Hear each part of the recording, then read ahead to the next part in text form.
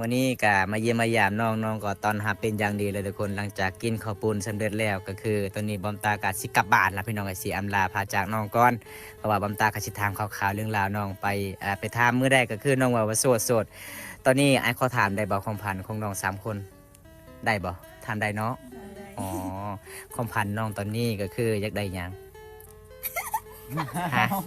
อารมณ์ดีเลย อยากได้สังกะสีบ่ส่วนสาวๆได้เจ้าเด้สาวๆสังกะสีคือกันบ่แล้วก็สาวนัดบัดนี้คือกัน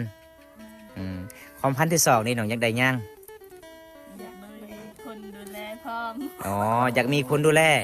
แสดงว่าตอนนี้ก็คืออยากได้แฟนเนาะ โดย โอ้ผู้บ่าวทั้งหลายก็ได้บ่น้อง โดย อ๋อบ่ว่าจะเป็นบ่าวลาวบ่าวไทยจีบได้ ได้ คุยได้ ได้ ลมได้เนาะ โดย อ๋อเวลาทักหาก็คือทักหาทาง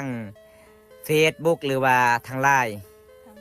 ทางเฟซบุ๊กทาง Facebook เนาะแสดงว่าบ้านเฮานี่สาวลาวลิ้น Facebook เนาะ โดย สมมุติว่าคันมีผู้บ่าวอยากจีบอยากคุยกับน้องเอาผู้บ่าวรุ่นอายุเท่าใดน้อง อายุ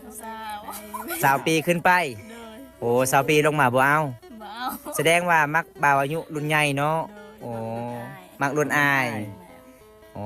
น้องเว้าแท้หรือว่าน้องเว้าตัว บ่แท้ เว้าแท้เลยบ่จากล้านเปอร์เซ็นต์เว้าแท้ 100% 100%เลย นี่ทุกคนเลยอันนี้คือเป็นสาวปัดสาวเศร้าสาวนัด สาวสวยบ้านป่าเด้อผู้ใดอยากจีบก็คือมาจีบได้พี่น้องนุ่มๆทั้งหลายที่ยังโสดก็สามารถจีบได้ข้าวดองหมู่บ้านของน้องเป็นจังไดแพงอยู่บ่ข้าวดองสาวลาวหมู่บ้านนี่ บ่แพง บ่แพงบ่ประมาณเท่าใดเนาะ 30 30 ล้านป้า30 ล้านแต่งเมื่อเลยเนาะ โอ้ แสดงว่าจ่ายสด30 ล้านก็คือขอนำพ่อแม่เลย อ๋อเมื่อนำผู้บ่าวเลย นี่ทุกคน อันนี้คือสาวบ้านป่าเด้อพี่น้องสาวโสดบ้านป่า3คนพี่น้อง เอาบอมตากะสปิดคลิปเปิดจำนี้ก่อน พอได้รับส้มกินนี่แล้วก็ขอให้อยู่ดีมีแห่งขอให้ร่ำให้รวยปรารถนาสิ่งใดขอให้ได้สิ่งนั้น สาวลาวงานแบบธรรมศาสตร์เด้อทุกคนถ้าพอได้ฮักก็คือมาจีบได้เด้อพี่น้อง3 สาวนี่โสดเด้อทุกคนได้บ๊ายบายพี่ซีเด้อน้องบ๊ายบา